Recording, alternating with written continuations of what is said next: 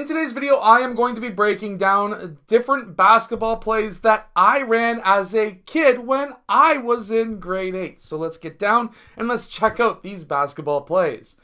This was a very long time ago. But really quickly, if you want a very easy basketball offense, make sure to go check out my 5-out complete guide that is down in the description below if you're looking for very easy basic plays for your basketball team. Okay, so a lot of our offense was basic set plays, and how we would run these is exactly like this. Our base offense would be a box offense. We're going to start with our big players up on the elbows, and then we're going to be having our guards down in the low block. Now, you can actually run this same exact play as a 5-out as well, but basically what's going to happen is these two players are going to be setting pin down screens for 3 and 2. After they set those screens, 2 and 3 are going to be popping out, and player 1 is going to be looking to pass to one of 4 players, either player 2, player 5, player 4, or player 3. Now, the reason why this play works and works so well is because of this. Basically, what's going to happen is a lot of younger teams are taught to switch every screen. So when these screens are switched, what's going to happen is you're going to be having massive mismatches all over the court. You're going to be having small guys guarding big players and big guys guarding small players. So player 2 will obviously most likely have speed against a center, while player 5 is going to have size versus a smaller defender.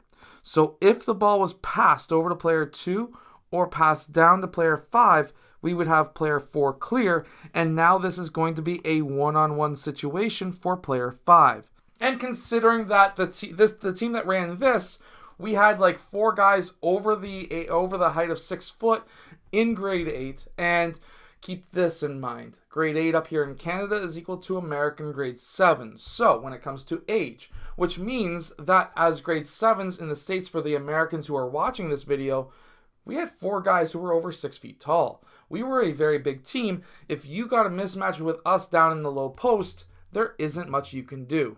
In fact, we did not have any backup plan. Our backup plan was to pass back up to player 1 and to reset this same exact play. Except we would have other box offenses that we would run. For example, we would run another one where we would have a big on the elbow and a big in the low post. When we ran this play, what we would look to do is to have player 3, he would set a screen away, and player 4 would set that screen away. So when this happened, we would have player 2 popping out and crossing out to the 3-point line, and we would then have player 5 rolling down to that low post. Again, working on the switches. These guys clear out, and we would then have player 1 pass to 2 and then down to player 5. Or we could do a straight pass down to player 5 as well. And again, we would not have any backup plans because this would be a mismatch 99% of the time. And with a 6-foot guy, I was 6'2" down in this spot. There wasn't much that somebody who was maybe 5'5" was able to do to be able to stop me. Another play that we ran when I was in grade 8 was with player 5 and 4 setting a screen up top for player 1, and player 3 and 2 would pop out to the 3-point line.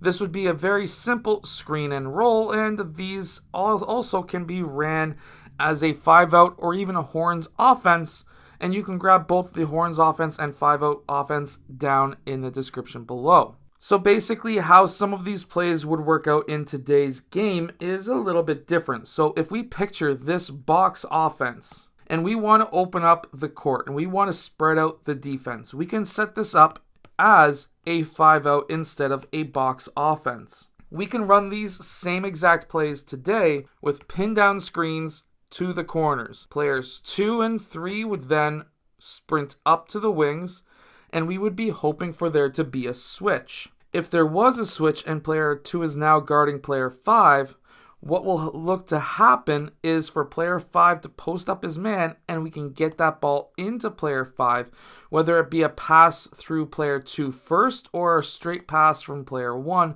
it doesn't matter. But if we can get this mismatch, we're going to be set up pretty well. Now, in the next play, where we were originally set up like this, there's not really much that we can do when it comes to the 5-out. This will take way too long to be able to run, and guess what? Everyone's going to be seeing these screens coming across from a mile away. So some of the things that we can do instead is if we can get into a Horns offense, and if we can get player 4 to set a screen down in the low post and player 2 to set up a screen in that high post, where player 5 and player 3 use these screens, we can actually set ourselves up to be pretty darn successful.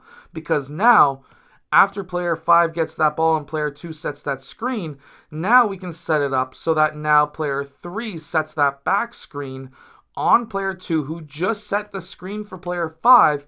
Player 2 now rolls to the basket, and while this may be a little bit more of an advanced basketball play, this can still work in today's game. We just have to change things up so that it works in today's style of play. Now, if we remember, we had that box play where we set the screens on either side. Well, now we can actually just do this in the Horns offense. Horns playbook is down in the description below, like I was mentioning. But if we can get 5 and 4 to set that screen up top and player 1 can use either one of those screens, this is the exact same play. So for example, player 1 uses this screen, player 5 rolls, player 4 pops. Now we've got a lot of different options that are at our disposal.